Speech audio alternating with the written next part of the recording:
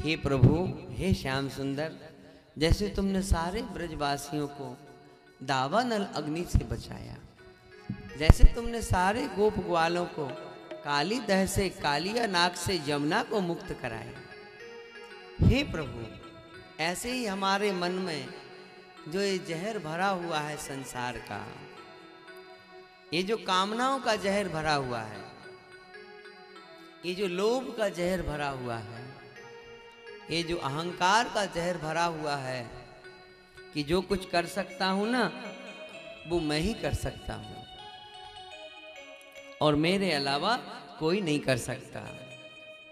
हे हमारे श्याम सुंदर, इस जहर को हमारे इस जमुना रूपी मन में, हमारे हृदय में आकर के और इस जहर से हमारे शरीर को मुक्त करा दे। हम ऐसी प्रार्थना करें कन्हैया से, क्योंकि भगवान के बिगर इन कामनाओं से, इस मोह से, इस मद से, इस अहंकार से हम मुक्त नहीं हो सकते। हम ऐसी प्रार्थना करें प्रभु, जैसे तुमने ब्रजांगनाओं की नैया पार लगा दी है ना, ऐसे ही तुम हमारी भी नैया को पार लगा दो। काली दह की लीला का यही अर्थ है।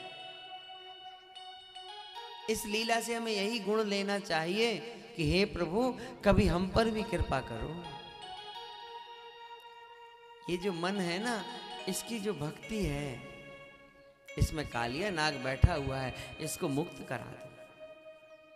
और उसके लिए हमें राधा रानी का आसरा लेना पड़ेगा। ध्यान देना, राधा रानी की शरण लेनी पड़ेगी। जब तक हम राधा रानी की शरण नहीं लेंगे तब तक हमें कन्हैया की भक्ति नहीं मिलेगी।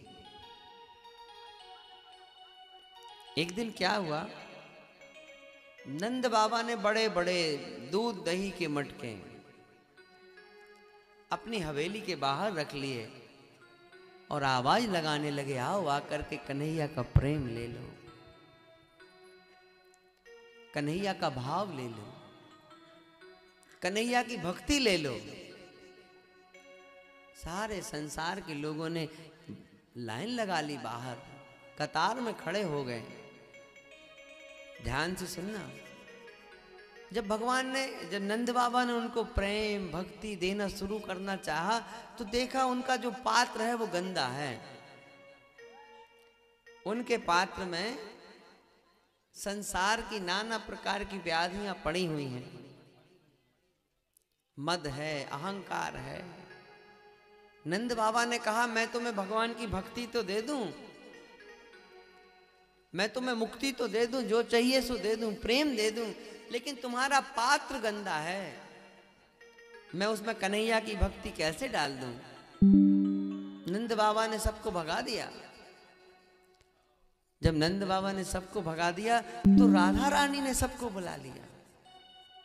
राधा रानी ने कहा कि नंद बाबा के यहाँ, कन्हैया के यहाँ भक्ति मिलती है, प्रेम मिलता है, भाव मिलता है, मुक्ति मिलती है, लेकिन तुम्हारे पास पात्र नहीं है, तो पात्र तुम मुझसे ले जाओ। पात्र राधा रानी बांटती हैं।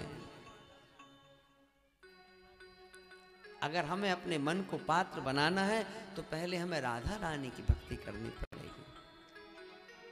जब हम राधा रानी की भक्ति करेंगे तो हमारे ऊपर कन्हैया की कृपा हो जाएगी। बोली बांके बिहारी लाल की जय।